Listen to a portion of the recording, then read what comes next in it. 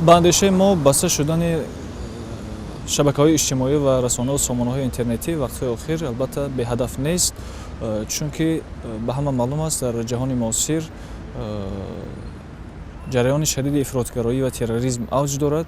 фикр мекунем мақомот ва ҳукумати Тоҷикистон ҳам аз бастан ва маҳдуд кардани шабакаҳои иҷтимоӣ ва сомонаҳои интернетӣ ҷилавгирӣ ва пешгирӣ аз ҳодисаҳои нохуши ифротиро дар назар дорад ва маҳдуд шудани истифода аз сомонаҳои интернетӣ албатта ба манфиати ҷомеа ва давлат низ хоҳад буд.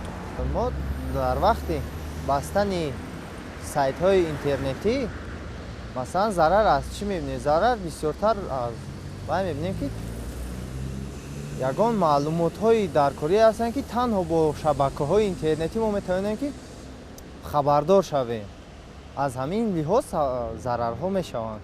Ну да, конечно, потому что надо закрывать некоторые сайты, которые, людям не нужны, например, молодежи не нужны, потому что это противоречит нашим молодежам, потому что я думаю, что это правильно они делают, то, что закрывают, потому что вот в некоторых сайтах заходишь, да, например, а там всякую ерунду уносят молодежь, поэтому нельзя. Я так считаю.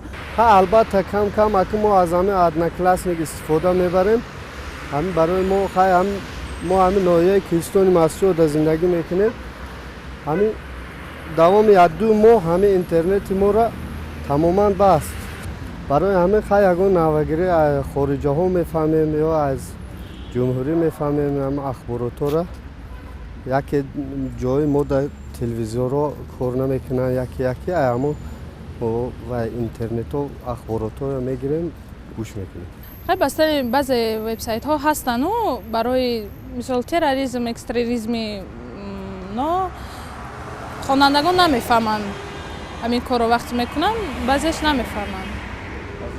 Аз ин ҷиҳат бояд мо пешгирӣ кунем ҳама вақт. Барои ман то имрӯз ягон мушкилиам наоварда, масалан вақте ки ҳам сайтҳо маҳкам мешавад, то имрӯз масалан ман мушкилиша эҳсос накардам. Лекин меган ҳар сухан ҷоибу ҳар нуқта маконе дорад. Вақте ки зарурат, дар ҳолати зарурӣ ҳама чиз раво аст, қабул аст. Яъне мо тарафдори ҳамонем ки ҳар чизе ки бар манфиати халқ истифода бурда мешавад, ҳар коре ки масалан барои беҳбудӣ гардондани зиндагии имрӯза истифода бурда мешавад, ман фикр мекунам дуруст аст.